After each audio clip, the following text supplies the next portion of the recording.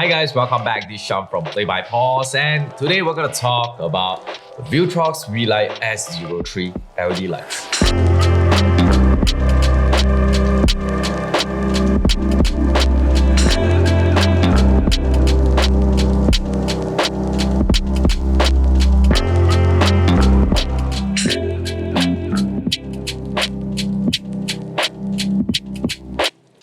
So in this video, I'm gonna take a closer look at this light and also highlight some more things about these lights.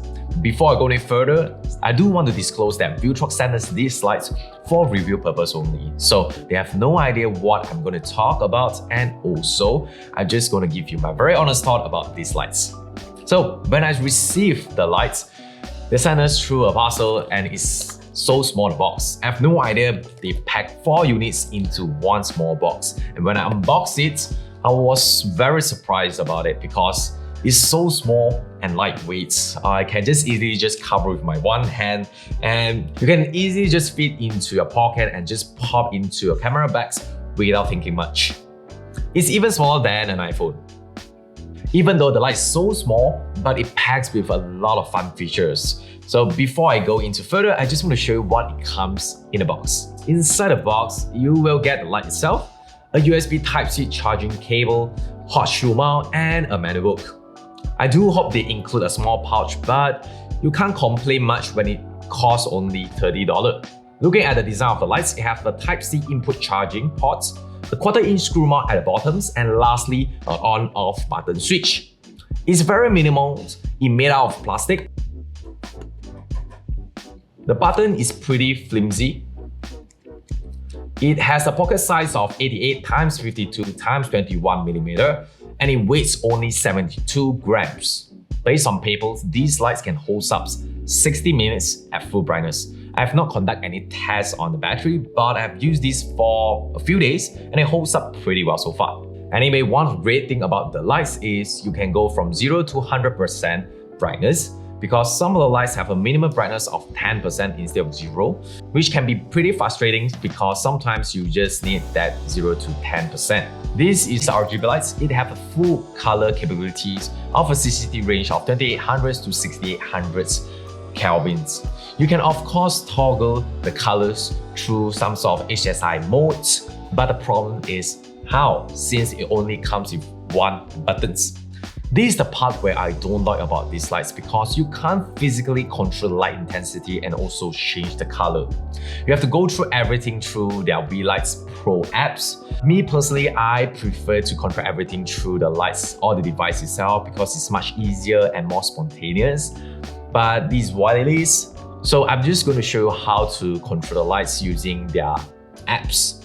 Fortunately enough, the apps itself is pretty simple and straightforward to use. So the first thing you need to do is to connect your lights.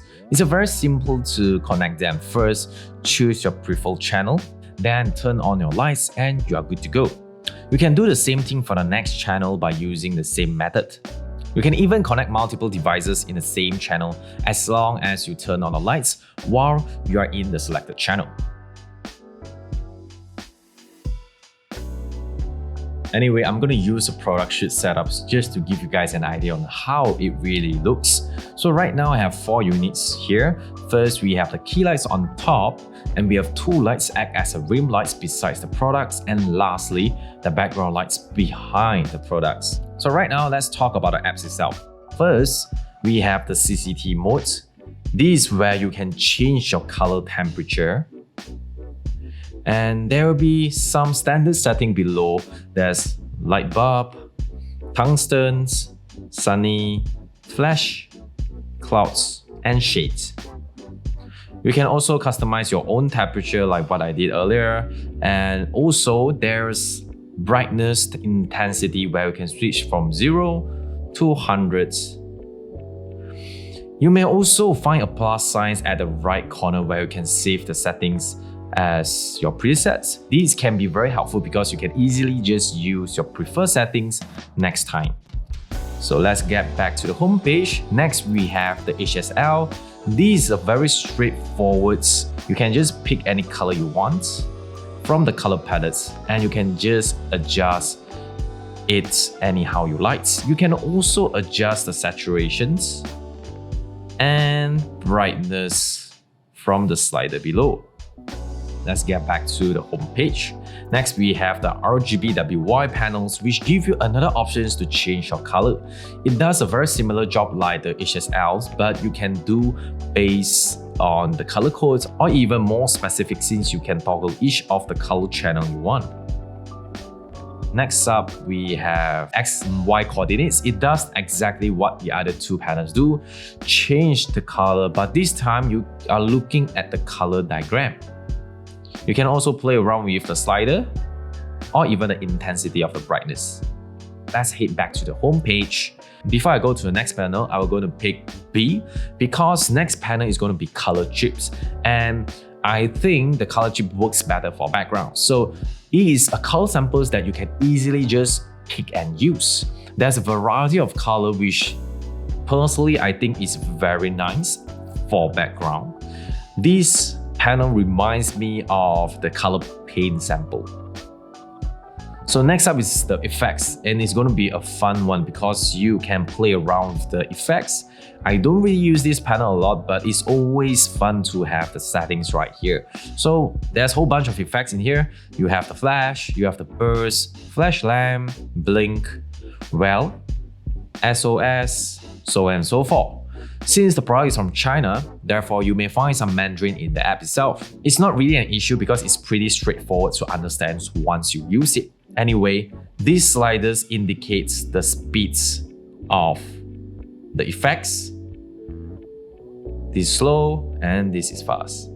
And as for bottom is the brightness of the effects. Next is the color picker. I saw this from lights from Apertures, and I'm glad that Viltrox include this feature for their Weeylite S03.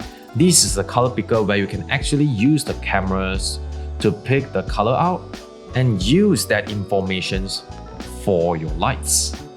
This can be extremely useful because you can get the same color samples from your scene and it's super easy to use. The only complaint I have for this color picker is you can't fine-tune the color after you pick from the camera. You can only change the brightness and that's about it. That's pretty much it about these lights. All in all, I kind of like these lights. It's very small, it's very lightweight, it's bright enough for small setup, but definitely not for a big setup like this because it's not bright and soft enough for this type of setups. But it's definitely great and usable for maybe a product shoots or even use it as a specialty lights where you just want to put it somewhere to create some sort of treatments for a background. So things that I don't really like about these lights.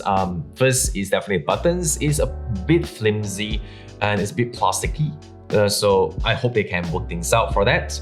Next, it would be nice that they can include some sort of screen to indicate what's happening and also more buttons. Maybe some sort of physical buttons for you to toggle the brightness and also change the color modes. It's always good to use the physical buttons instead of just relying the apps. Lastly, magnets. Everyone loves magnets and I hope they can include that in their next version. And I do believe they have done this before because I saw one of their lights, the Weeylite K21 light sticks, and it looks awesome because you can just stick the lights anywhere you like, not anywhere, it's a matte surface, but you get the idea. I hope you guys enjoyed this video and let me know what you think about this light. If you guys do interested with this light, feel free to click the link below and it will help the brand and also this channel. And as always, create and have fun. I'll see you guys in the next video.